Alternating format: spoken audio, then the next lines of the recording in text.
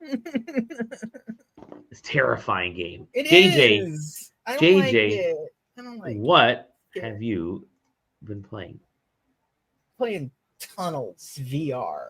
Single player. I did not touch the multiplayer because the code we got, the multiplayer is free, but the review code we got for I'm playing it on the Quest 3 is an expansion, a paid expansion that they put out that is a single player horror experience where you are trapped in a gold mine and there are scary things hunting you down as you're literally crawling through tunnels.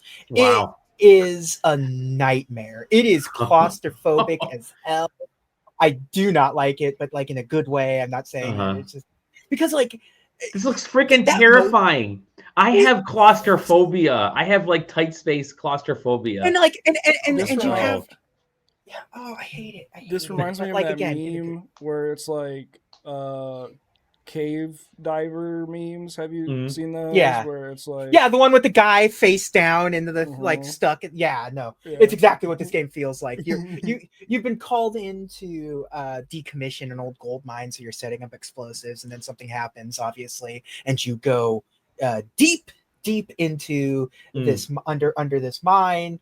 All you've got a radio, so a dude's talking to you from time to time. You've got a flashlight, and you've just got to try to get your way out of there. And a lot of it is literally like, there are moments where you're like walking around and doing stuff. There's some like zip lining and hand over hand stuff and wall climbing and stuff that you're doing. But like when you have to go into a tunnel, you have to like crouch, and then you actually have to like use the controls to like pull yourself. So you're like, I was going to ask, there's an actual like motion movement. Oh, cool. Yeah, it's man. And I mean, again, I mean that in a positive way. This does exactly what it's supposed to do.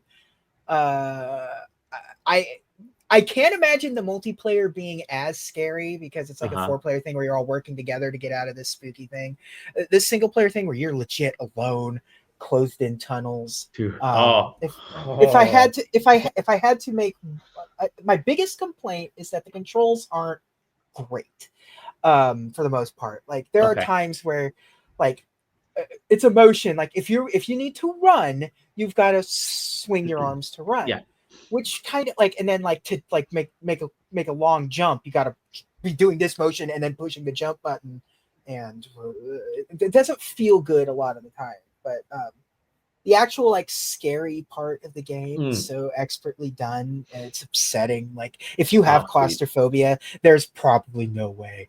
Like I'm usually not particularly claustrophobic, but like if there's no light coming in through the headset, you're doing this, and you've got a flashlight that relies on batteries and stuff, and you don't get a lot of batteries either.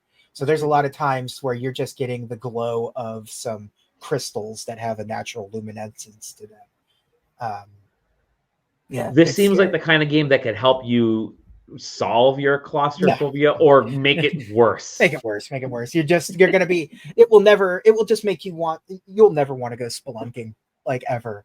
Like it's just like, because like early on in the game, once you start crawling through the tunnels, they do this thing where you're like pulling yourself and you're still kind of getting yourself acclimated to the controls. So you're doing the pulling part, and then just like a creature runs through the tunnels in front of you, and it's just like, oh, what? VR is known for these like gimmicks, right? Here's what we can do with VR. And this is the first time I've seen this particular gimmick. So that seems like it's a clever way. It's the only way a claustrophobia horror game. It's the only way you can make the Descent game, basically. Like, I don't know if you've ever seen the movie The Descent, but like, this is about the closest you're ever going to get to something like that, because you can't replicate this on just a traditional system. You're going to be surrounded. If I'm sitting in my PlayStation in this room, it kind of defeats the purpose of like being like isolated. So this is really smart. This is a really smart idea. It suffers a lot of the same sort of pratfalls you fall into with a lot of the VR stuff. It looks like a Quest game first and foremost. Sure. Like, the Quest has an aesthetic. and for better or worse, like this lines up with that aesthetic. Controls are kind of iffy on most Quest games, and a lot of Quest games are just kind of, everything's kind of vaguely the same, have the same control feeling. It's got that teleport to turn kind of thing, but it does have smooth walking. At least it's not teleporting walking, but it does sort of limit your sort of seasickness that you get with some VR stuff. I don't get any of that, so VR stuff doesn't affect me that way. So I can turn off or turn on smooth and stuff like that. But like this one, I always look for the VR games that are different, that have something, because so many of them are all exactly the same. It's a rhythm game or it's a shooter game, and that's kind of all you get. So this one does something different. This one's definitely worth your time. It's one of those games where if you have a Quest, it benefits you to probably get this one, because it's unique. If you have the good Quest, not our Quest. I'm fucking with you. Our Quest is the best. Cool. Best Quest, yeah. Yeah, big fan. Love it.